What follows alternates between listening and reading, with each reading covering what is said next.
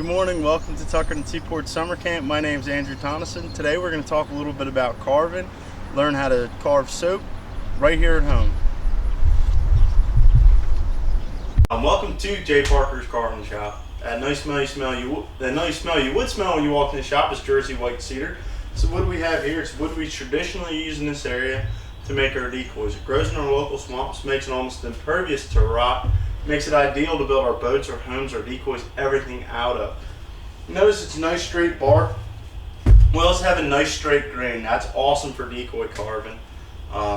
It's soft wood, it smells great. It's just awesome wood.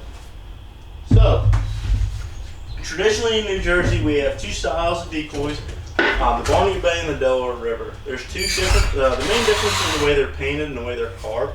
The Delaware River is a little fancier. It's painted more to look like a real bird, carved in tail feathers, raised wingtips. To where on the Barnegat Bay side, it's more simple. It's a smooth back with a paint by number scheme, kind of black here, white here. Very simple birds, but we carve and paint them the same way. We use same construction, excuse me. We carve them out of the same construction. It's a three-piece construction, two for the body and one for the head. The first reason is the old timers got first cut off log slab wood, so it's the wood you're looking at here. Notice it's got a nice round to it. Put two pieces out together. The decoy was already rounded to start. Today we got them by square lumber, so it takes us twice as long. But we still use the same tools, the same styles as they did. The other reason is because of the Barnegat Bay sneak box. It's a 4-foot wide, 12-foot long boat, and you need to be able to fit 40 or 50 decoys in the back of that boat. You need a light decoy, so we hollow them out. We'll hollow them out, glue them together, carve them up using a hatchet, a draw knife, spoke shape. Very traditional, very simple tools. When you're done, you'll get something kind of like this. The head will be carved separately, attached later. That's carved with a good sharp knife. You know, this is hollow. You can hear something rattling around in there.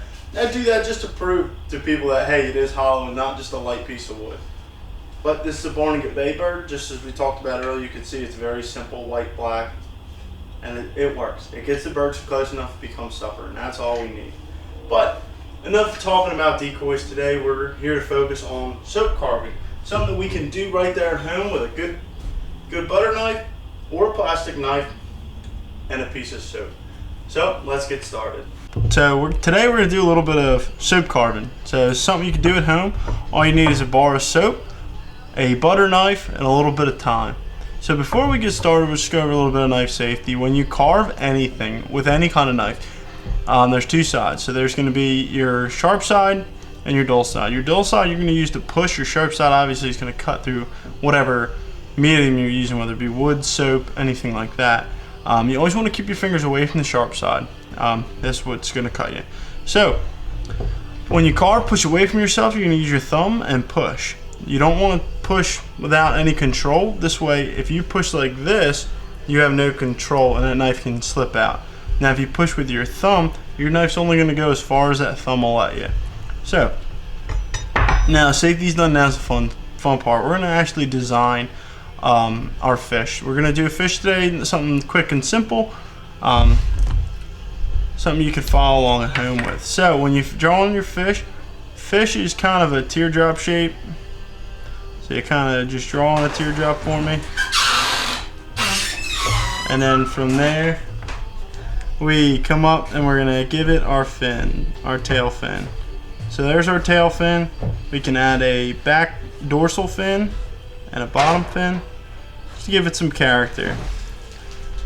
All right, now that we have our stuff figured out, we're gonna start our carving. So first cut we're gonna do is called a stop cut. It's pushed directly down. You want to go down just as far as the bottom of that line. So basically we're going to carve everything away and trace this line. Do another stop cut. Create that bottom fin. And now we're just going to carve down to that black line and to that stop. Alrighty, so we're just gonna remember, push away from yourself, down to the black line, down to that stop line. We're gonna create our tail, just like that. Push in a little bit more, There you go. So there's no right way or wrong way to carve. It's your way, and however your fish turns out, I'm sure it'll be awesome.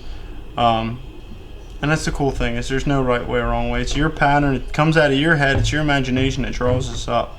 So we're gonna carve down and try to cut that outline out. Follow the outline of the fish, and that's gonna give us a pretty good idea where we have to do for the rest of it. Keep going around the face. Alrighty, so now we have a pretty good idea of, yes, this is what our fish is supposed to look like, but it's kind of blocky and that's not what real fish look like. So we're going to try to thin it down. So we're going to take a line, draw right in the center. That's going to be our center line, and that's going to give us where we're going to carve up to. So now we're going to carve on the side. So you're going to take your knife again, push away, you're going to cut around up to that center line. You're going to carve little bits at a time. Remember, pushing with that thumb so your blade doesn't get out of control. You see how my blade's only going as far as my thumb's letting it? That's what we want. It's just nice, simple, push away, push away, push away. Now we're going to do the same thing. Keep pushing away, nice and easy. Nice and easy, push, push, push. Our tail's a little different. Our tail, you're going to kind of want to flatten it out a little bit, to where the sides, you're going to want to keep it nice and round. Alright, so now once you're done one side, we're going to do the other. Keep pushing away. Carving is really enjoyable. It's fun, it's relaxing. Anybody can learn to do. And you don't have to have a lot of artistic talent. If you do, you carve and paint really fancy, but if you don't, you just try it, and that's what it's all about. It's all about having fun. The more fun you have, that's all we really care about, is you're being safe and having fun. So now you see we're pretty close there. I'm just gonna kind of thin these fins down a little bit, but other than that, our fish is getting pretty well rounded. It looks pretty good.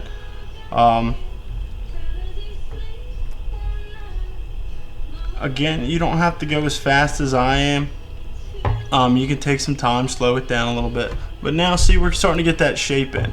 Now, we're gonna concave our tail, and what I mean by that is we're just gonna scoop out the center, so it's gonna be a push down and then a kick up. And it's gonna give us a nice swoop in our tail to give that tail a little bit more pizzazz or a little bit more motion.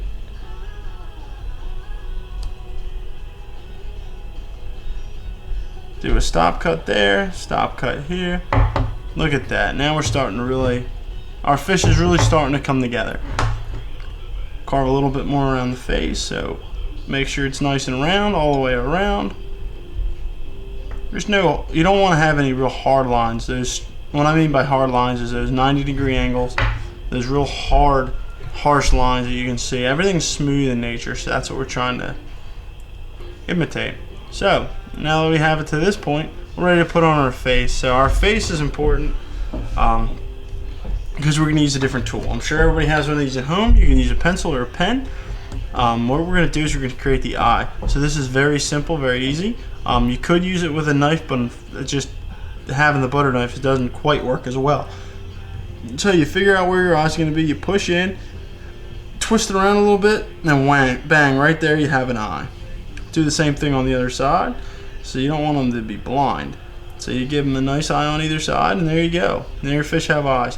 So we have eyes, we have fins, we have tail. Now what else are we missing? It's that big, beautiful smile on the fish.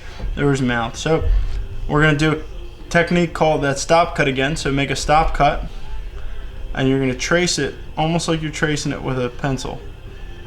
Make a big smile. Big smile.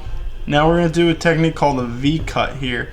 A V-cut is where you cut in at an angle down to that stop cut to create the bottom of the lip. So down, down, down, down.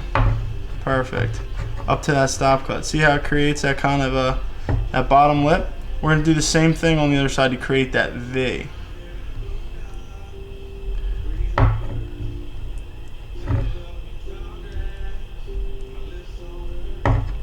and there's your V-cut. Just like that. Creates almost that V shape, you see, where one side comes down in the middle.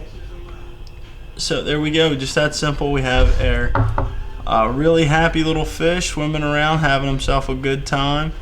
The cool thing is you don't have to just carve fish or ducks or geese, or you can carve whatever you see. If you see it in a piece of wood or a piece of soap or whatever, you can carve it. And that's the awesome thing about carving, is there's no right way or wrong way. I can't say that enough. It's your way. So if you see it and you can draw it, well, by darn it, you can carve it. It's just that simple. So remember to be safe, enjoy it, and if you are interested in carving, the Tuckerton Seaport does have a youth carving club, which is for boys and girls from the ages of 11 to 17. We meet twice a month for a couple hours. We have some awesome instructors. We hang out, just have a good time. If you're interested in it, you can find more information about that at the Tuckerton Seaport and the Tuckerton Seaport's website. So hopefully I'll get to see you soon. Enjoy, and thanks for carving along with me.